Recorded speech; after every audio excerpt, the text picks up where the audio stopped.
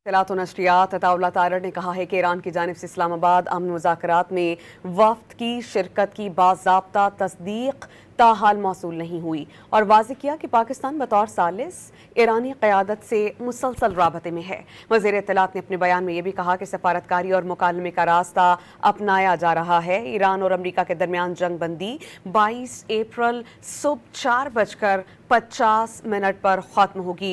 जंग बंदी के अख्ताम से क़ाबिल ईरान का मुज़ाकरात में शिरकत का फैसला इंतहाई अहम होगा। पाकिस्तान ने ईरानी क़यादत को मुज़ाकरात के दूसरे दौर में शिरकत के लिए कायल करने की संजीदा कोशिशें की हैं। वफाकी वज़ीर इत्तलात व नशरियात अताउल्लाह तारड़ की जानिब से अहम बयान सामने आया है।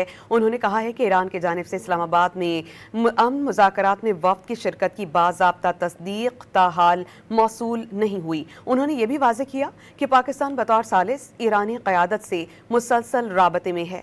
वज़ीर इत्तलात व नशरियात अताउल्लाह तारड़ ने अपने बयान में कहा कि सिफारतकारी और मुकालमे का रास्ता अपनाया जा रहा है।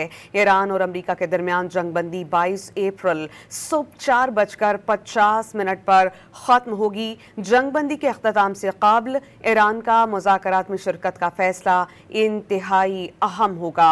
पाकिस्तान ने ईरानी क़यादत को मुज़ाकरात के दूसरे दौर में शिरकत के लिए कायल करने की संजीदा कोशिशें की हैं। वाज़ेह रहे कि पाकिस्तान ही की बदौलत इन दोनों फरीक़ैन के दरमियान आर्जी जंग बंदी हुई थी और उसके बाद पाकिस्तान ने मुसालहतकार सालसी का किरदार अदा किया और कोशिश रही की कि किसी तौर ये दोनों फरीक़ैन आमने सामने बैठे और मामला को हल करें। एक दौर मुज़ाकरात का हो चुका है, बहुत से निकात तय पा गए हैं, लेकिन बहुत से मुतालबात अभी हल तलब हैं, जिस पर बहुत से कंसर्न्स ईरान के हैं और बहुत से कंसर्न्स अमरीका के हैं। और अब ताज़ा बयान वफाकी वज़ीर इत्तलात का सामने आया। उन्होंने कहा कि ईरान की जानिब से इस्लामाबाद अमन मुज़ाकरात में वफ़द की शिरकत की बाज़ाब्ता तस्दीक ताहाल